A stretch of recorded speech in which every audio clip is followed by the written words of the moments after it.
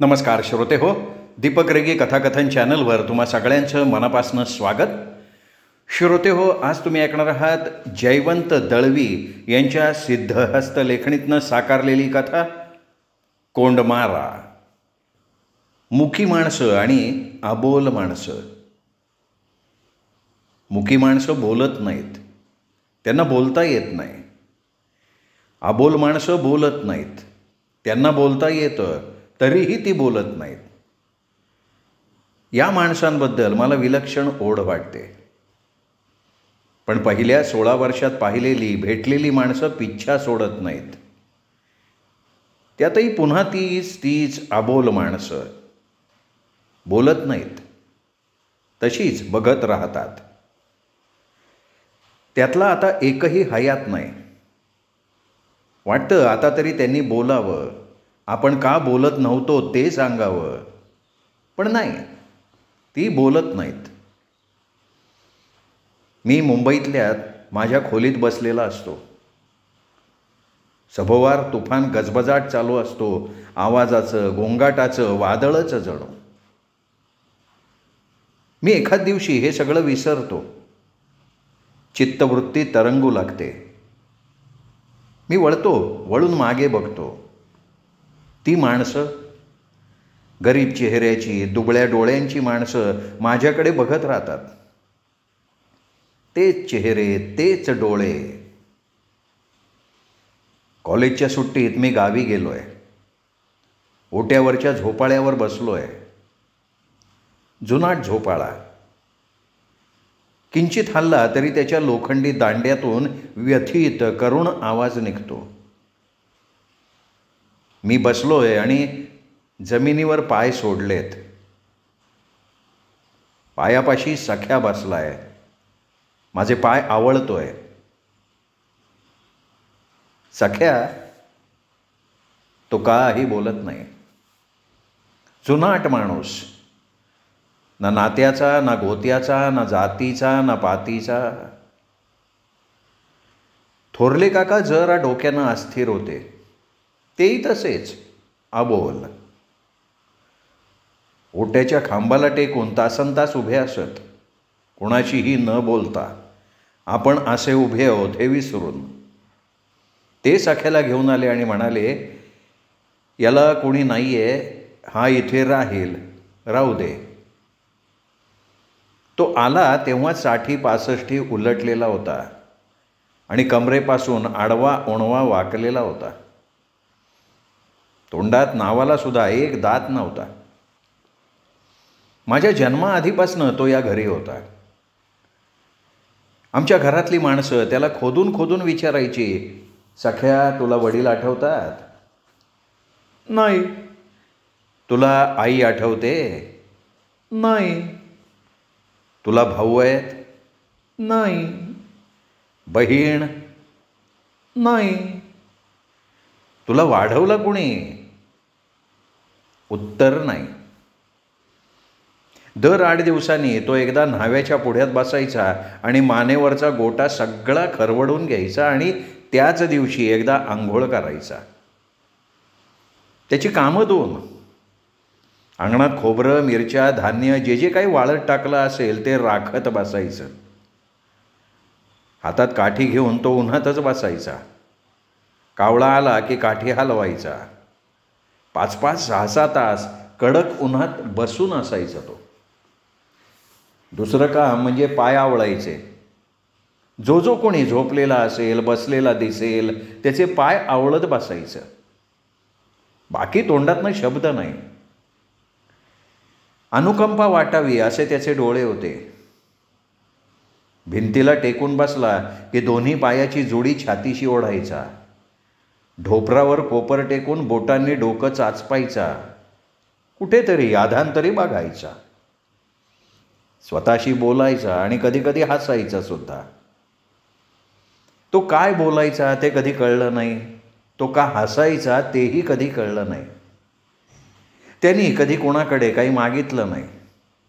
एखादा पदार्थ आवडला म्हणून मागून खाल्ला नाही. त्याची पत्रावळ वाढली की तो सगळं जेवण एकत्र करायचा.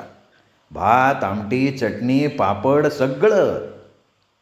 आणि पटापट गोळे तोंडात टाकून गिळून मोकळा व्हायचा. पत्रावळीची घडी करून बाहेर टाकायचा. जेवल्या जागी शेणाचा गोळा फिरवायचा आणि मग बसल्या जागी डुलक्या द्यायचा. एकदा रात्रीचं जेवण झालं आणि अंथरूण पसरून तो नेहमीच्या सवयीनं भिंतीला टेकून तसाच बसून राहिला, दोन्ही पायाच्या जोड्या छातीशी ओढून डोकं चाचपत. काळोखात तो काही बोलला, कदाचित हल्लासुद्धा असेल. सकाळी तो तसाच उघड्या डोळ्यांनी बसलेला होता आणि हलवला तर ढाणकन खाली कोसळला. 4 माणसं जमली. सख्या अशा अवस्थेत मेला होता की त्याला तिरडीवर बांधणं कठीण झालं होतं. जमलेल्यातला एक जण म्हणाला, तिरडी कशाला, गोणपाटात घालून नेऊ.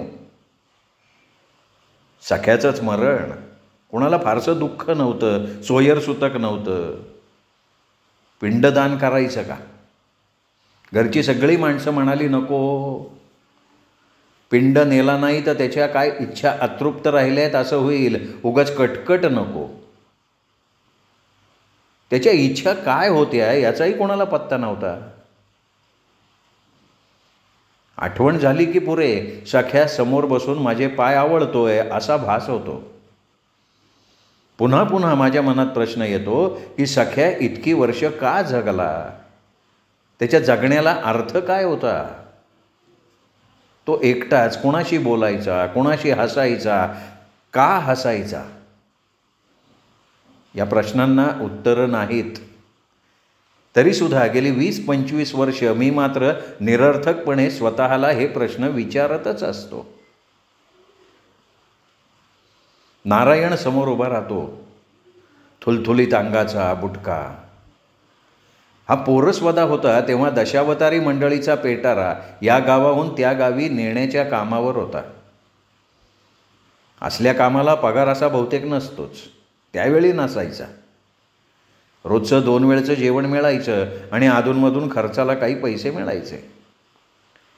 दशावतारी नाटकातला पहिला प्रवेश गणपतीचा. एकदा एक इसम कमी पडला म्हणून नारायणला गणपतीचं काम मिळालं. हातांना 2 रंगीत लाकडी हात बांधायचे आणि सोंडेचा मुखवटा हाती धरून प्रवेश करायचा. चूक झाली आणि नारायणच्या हातचा मुखवटा खाली पडला. दशावतारी नाटकात अपशकुन झाला.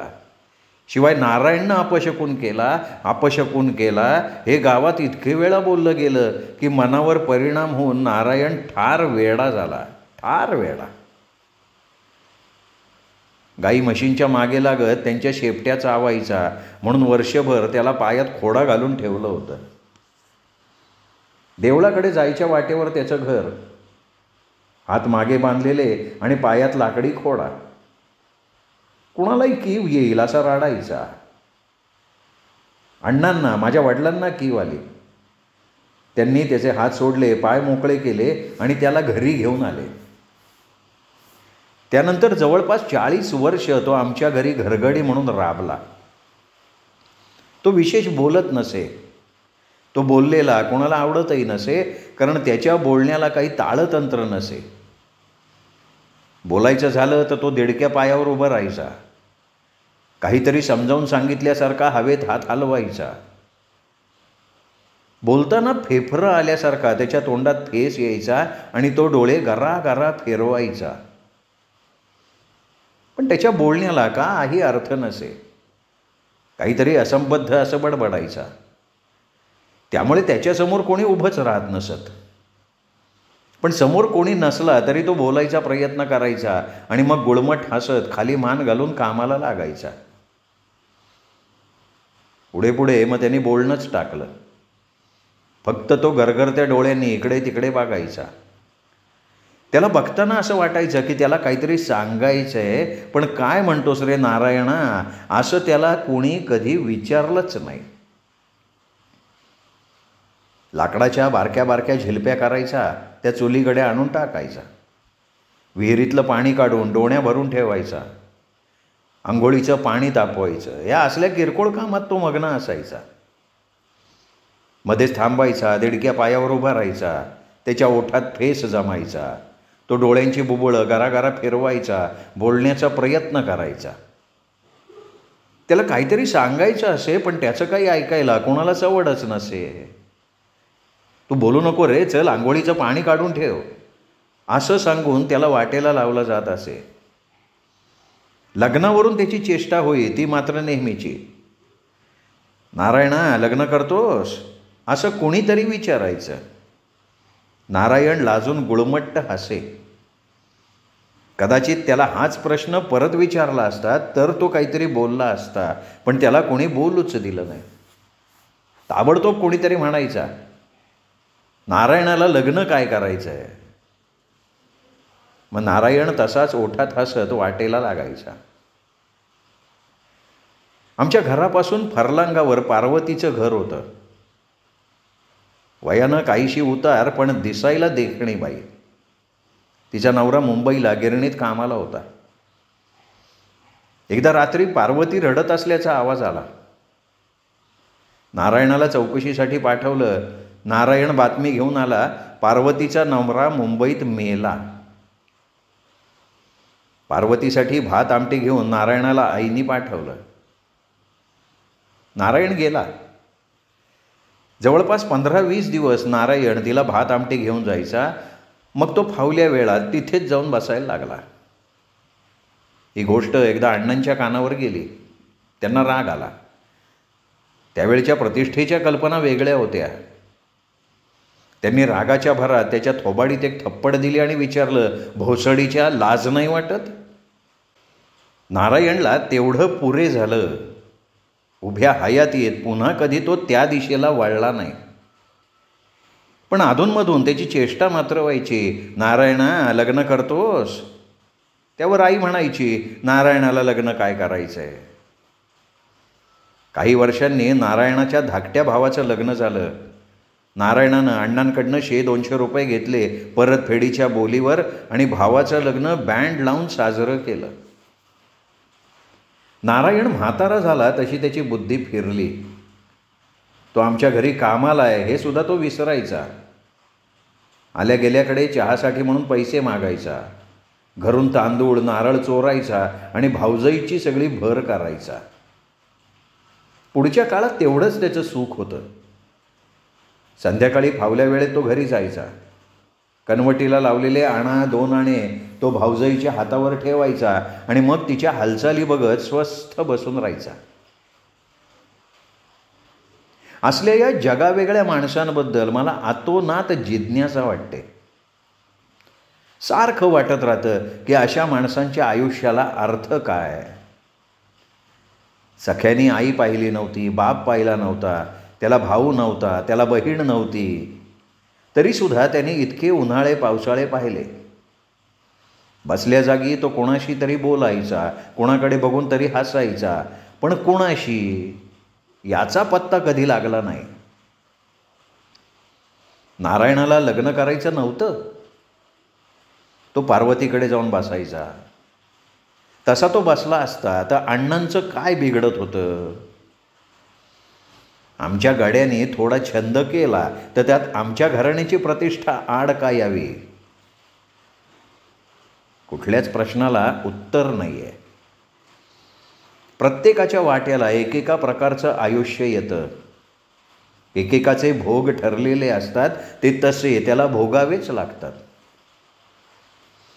एक चकार शब्दही न बोलता स्वतःला कोंडून घेऊन काही माणसं आपले भोग भोगतात, तेव्हा त्यांच्याबद्दल अधिक वाटतं असं वाटतं. असं वाटतं त्यांना कधीतरी आपल्या संबंधी काहीतरी थोडं थोडकं का होईना पण बोलायला हवं होतं. त्यांना काय हवं होतं एवढं जरी कळलं असतं तर कोणीतरी त्यांची एखादी तरी इच्छा पूर्ण करण्याचा कदाचित प्रयत्न तरी केला असता. पण नाही, तसं काही झालंच नाही. जो माणूस खूप बडबडतो त्यांनी स्वतःबद्दल खूपसं काही सांगून टाकलेलं असतं, त्यामुळे त्याला काही सांगायचं आहे असं वाटतच नाही. पण सखाराम आणि नारायण त्यांना मरून आता कितीतरी वर्ष लोटली तरीसुद्धा दगदगत्या आयुष्यातली एखादी संध्याकाळ अशी मोकळी निघते. मी एक विस्कीचा छोटासा ग्लास घेऊन खिडकीपाशी बसतो, खिडकीतून बाहेर बघतो. ओट्यावरचा झोपाळा कुरकुरायला लागतो. सख्या पायाशी बसतो, पाय आवळायला लागतो. वर मान करून माझ्याकडे बघतो. वाटतं त्याला काहीतरी सांगायचं आहे.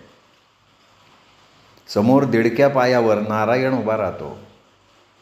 त्याच्या तोंडात थुंकीचा फेस जमतो. तो हवेत हात हलवतो. त्याचे डोळे घराघरा फिरायला लागतात. नारायणाला काहीतरी सांगायचं आहे, पण नाही, शब्द नाही.